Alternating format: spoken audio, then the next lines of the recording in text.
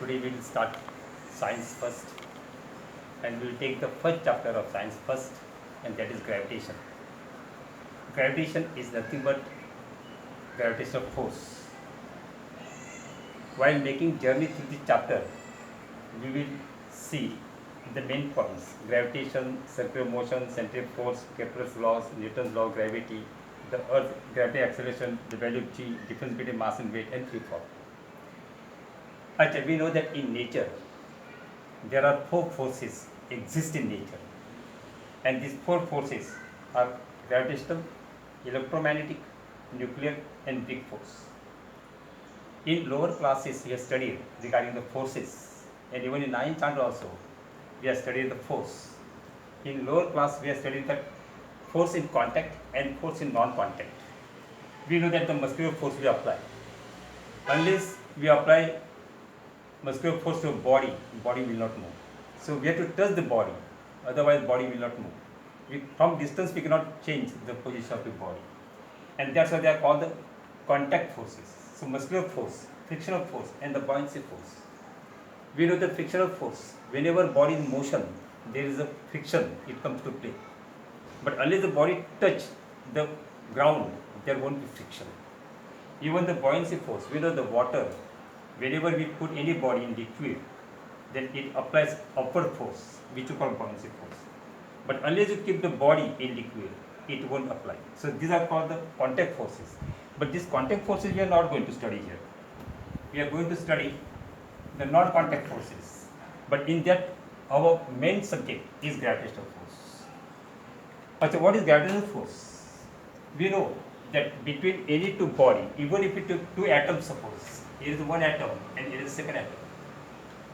Then between two atoms there is a force, and we find that this is a gravitational force.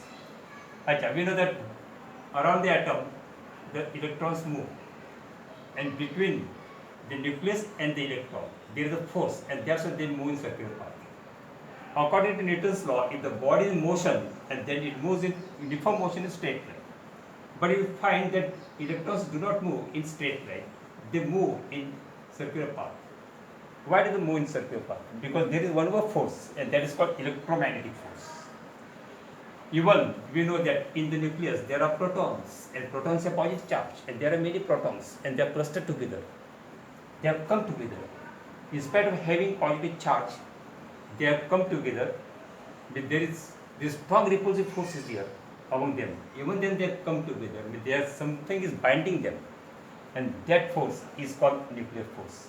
And nuclear force is the greatest of all the force, strongest force we can say. Strongest. Then electromagnetic force. Then weak force. Weak force we come to know during radioactivity. And then the gravitational force is the weakest force we can say. Weakest. Very big force. So today we study only gravitational force. What is gravitational force? We know that today many satellites are revolving around the orbit of the Earth. Earth itself is revolving around the sun. The moon revolving around the Earth. Newton says in first law that if the body is in motion, then it remains in straight line. Then what makes them to revolve around the Earth or around the sun? And that is the gravitational force. Achha, so in 9th standard we know that if the body is in motion, then according to Newton's law, it moves in uniform and straight line motion. Try to understand, Newton's first law, we know that if a body is in motion, then it moves in uniform and straight line motion. Achha, when the body falls, any body falls under gravity, then it falls in straight line, but the motion is not uniform. We know that if initial velocity is u and the final velocity is v, and body falls, then you find that changing velocity. Your direction is same, straight line, therefore direction is same, so same direction. Same direction. But magnitude is changed. Magnitude changed. Here suppose the magnitude is u, and here the magnitude of velocity is v. The change is u minus v. This is change. Suppose let us take the example, here is 10 suppose, and here is 20 or 30 suppose. Then the change is 30 minus 10. This is change. And this change has taken place in 5 seconds. Then we will divide by 5, and we know that 30 minus 10 is 20 upon 5, and that equal to 5 4s are. So this is 4 is the rate of change. In every second the change is 4. So here we divide by t, so here we divide by t. And we know that change in velocity, the rate of change in velocity is called acceleration. So this is the definition of acceleration we have studied in 9th standard. So acceleration is nothing but the rate of change in velocity. And therefore we find the change in velocity v minus u equal to at. Now here the body is in straight line, but not uniform motion. The motion changes. But you find that all these planets, satellites, they are not in straight line. They move around and they move in circular path. I mean, in their the motion is not straight line. They move in uniform, but not in straight line. So when they are in uniform but not in straight line, then there must be force. Because we know that change in velocity, velocity is vector, and velocity has two, magnitude and direction. Here the direction is fixed, but magnitude changes. And when the body is in motion, in circular path, suppose the body is in circular path, then you will find that here the magnitude is constant, magnitude remains same, but direction is changed. Here the direction is tangential in this direction. But when the body comes here, then the direction is this way. So here direction changes, magnitude fixed, direction changes. Here direction fixed, magnitude changes. So when direction fixed and magnitude changes, then this is acceleration. And therefore, the force, when we find force here, the force is equal to mass into acceleration. So that way we have to multiply this. But how much force is applied here, that we have to find out. And this is v square upon r. The acceleration, when a body changes direction but magnitude remains same, then acceleration is v square upon r. Achha, this formula is not derived in the book. They are given direct formula here. But we are going to derive here the formula. Now see how can you derive formula here? Now look at when the body is here, then this is the direction. And when body comes point at this point, suppose here the point is A, here point is B, and here is center O. When body comes here, then this is direction. So both are vectors. So let's bring this vector here, suppose. Here we bring the vector. Now here we know that magnitude is fixed. So here the magnitude is V, here also magnitude is V, only direction is changed. But to change the direction, we have to apply force. So here the force is being applied here to change the direction. And therefore you find the two triangles. The triangle AOB and triangle ABC, suppose. Two triangles are there.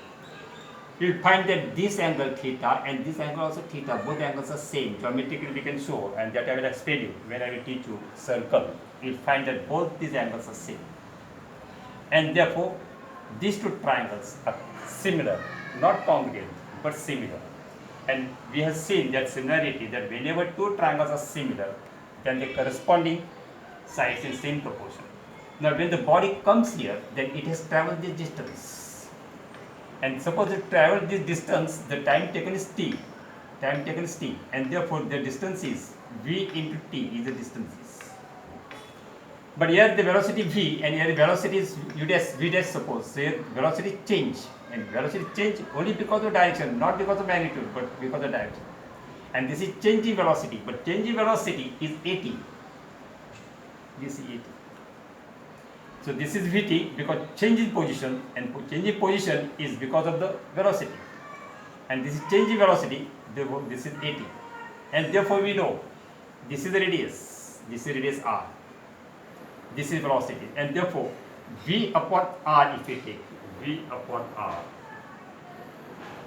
then here AT V upon R means this is two triangles, small triangle and big triangle. So small triangle V numerator, the big triangle R denominator. The small triangle AT numerator, the big triangle VT denominator. And find the T and T cancel, and therefore V square equal to AR. AR is equal to V square. And therefore A is equal to V square upon R. This is a very, very important formula in this chapter, and especially in terms of whenever the body moves in circular path, then this formula is to be applied. So here when the body moves in circular path, here the magnitude remains same. Once again I repeat, magnitude remains same and direction changes. So when the magnitude remains same and direction changes, then we have to apply this formula. Here the change in velocity with acceleration is V square upon R. All these planets, all the satellites, whenever they move around, suppose the satellites are around the Earth or the Earth around the Sun, then the acceleration, with this acceleration they change their velocity. So A is equal to V square upon R. Stop the video. Done. Suppose if we take a string and tie a stone at one end, and other end if we take in a hand, and if you rotate in circular path, then the stone will move in this direction. See, in this direction stone will move. But for this motion, you have to apply force every time towards the center. Otherwise stone, according to Newton's law, will go in straight line. Suppose the stone is here and the thread cuts, the thread is cut and the stone is here. Then how it would go? It will go radially outward, it will go tangential, it will come inside. The answer is it will go tangential to the circle, I mean exact 90 degree. It will go in this direction. It will not go radially outward. But in order to keep, otherwise if the thread breaks, then it will move in this direction, straight will go, because Newton says that if the body's motion will go in uniform motion, it will go. But every time we have to pull inside to keep its orbit in circular path. And that's why you have to apply force. To apply force, we know the acceleration, the change in velocity, acceleration is V square upon R.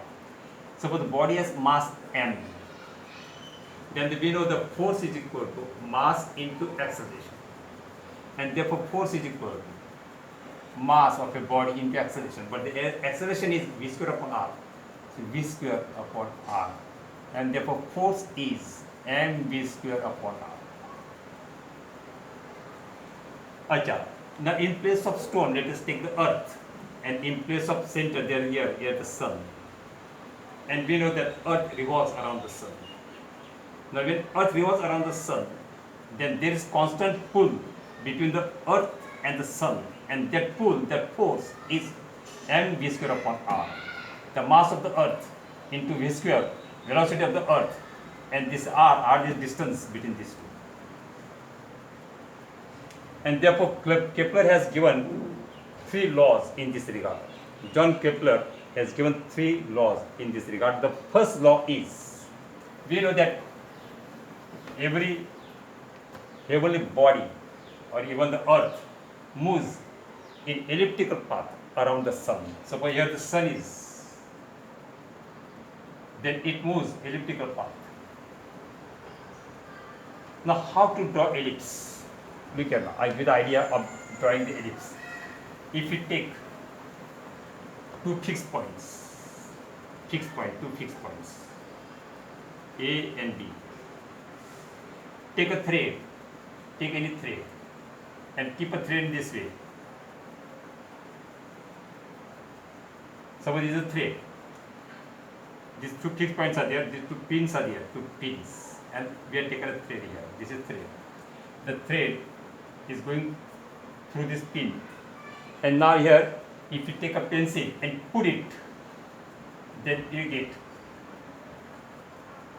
in this way. Here the tip of pencil, and if you just put it this way, you can trace. Yeah, you will trace a path, and this will be elliptical path or ellipse. You will find this is fixed. this is suppose x and this is the distance y. So every time when the point is here of a pencil, then again you get this way. So this is x and this is y. Now they will change, but the total will remain same. So suppose this, let us take this point F and point P.